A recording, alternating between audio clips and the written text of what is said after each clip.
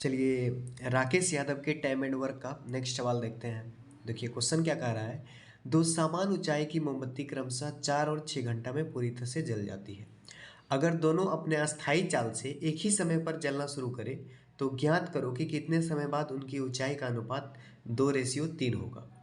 तो इसमें क्या बोल रहा है कि दो समान ऊंचाई का मोमबत्ती है, यानी मान लेते हैं ये मोमबत्ती 1 रहा, ये ए मान लेते हैं, और ये मोमबत्ती बी रहा, यानी दो समान ऊंचाई का मोमबत्ती है। इसमें बोल रहा है कि एक जो है 4 घंटा में जल जाता है और एक 6 घंटा में जल जाता है।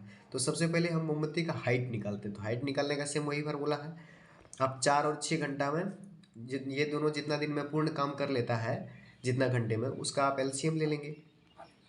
इसका एलसीएम क्या हो जाएगा, 12 हो जाएगा इसका एलसीएम। तो इस और एलसीएम ले, इसका मतलब ये क्या हो गया, ये टोटल हाइट हो गया इसका, ये टोटल हाइट हो गया। यहाँ जो है इसका टोटल हाइट हो गया, ये टोटल हाइट हो गया। और इसका कैपेसिटी क्या है, एक ये मोमबत्ती जो है इसका कैपेसिटी क्या है, 12 को 4 से जब डिवाइड करेंगे तो क्या होगा 3, यानी 3 मीटर पर आवर, ऐसा भी कह सकते हैं हम लोग, 3 मीटर पर आवर ये मोमबत्ती जलता है। और ये 2 आ जाएगा यहाँ, 2 मीटर पर आवर, यानी ए मोमबत्ती का कैपेसिटी कितना है, 3 मीटर पर आवर जलता है, और बी मोमबत्ती का कैपेसिटी कितना है, 2 मीटर पर आवर जलता है। अब मेरे पास टोटल हाइट निकल गया मोमबत्ती का, और ए मोमबत्ती का कैपेसिटी निकल गया, और बी मोमबत्ती का भी कैपेसिटी निकल गया। अब आगे क्या करना है, बोल रहा है कि एक ही समय में दोनों जलना चालू हुआ, तो आपको ये ज्ञात करना है कि कितने समय में उसका हाइट का जो अनुपात है 2:3 हो जाएगा। आपको पता है कि टोटल हाइट उसका कितना है, टोटल उसका हाइट हो गया 12 मीटर, है ना, 12 मीटर, टोटल हाइट 12 मीटर है। अब देखिए कि इक्वेशन बनाते हैं, टोटल हाइट 12 मीटर है, और आपको डिस्टेंस का फार्मूला क्या होता है, टाइम एंड वर्क पढ़े होंगे, उसमें डिस्टेंस का फार्मूला होता है स्पीड इनटू टाइम। अब टाइम ही निकालना यहाँ बोल रहा है कि कितने समय बाद उसका रेशियो हाइट का रेशियो है 2:3 हो जाएगा।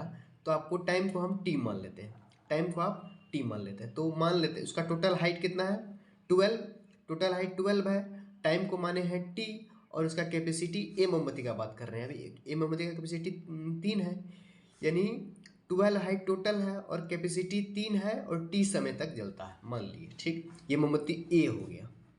अब बी मोमबत्ती का क्या हो जाएगा, टोटल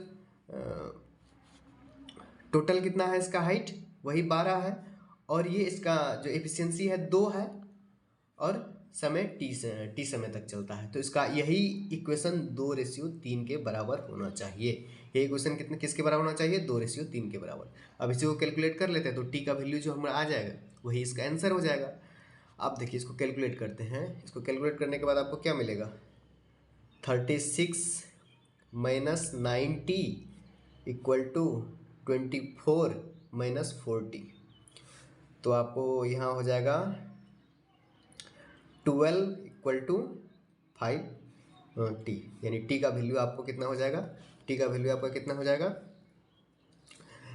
12/5, यानी अगर हम इसको पूर्णांक में निकालेंगे तो 2/2/5 इतना घंटा लगेगा इसको ये हाइट के रेशियो में पहुंचने के लिए। तो हम लोग कुछ भी नहीं किया, इसमें क्या किए कि एक मोमबत्ती 4 घंटा में जल सकता था, दूसरा 6 घंटा में जल सकता था। इन दोनों का एलसीएम निकाले। एलसीएम क्या होता है, हमेशा आपको बताया, इसको टोटल वर्क कंसिडर करना है। यहाँ मोमबत्ती का हाइट है तो मोमबत्ती का हाइट टोटल कंसिडर करना है।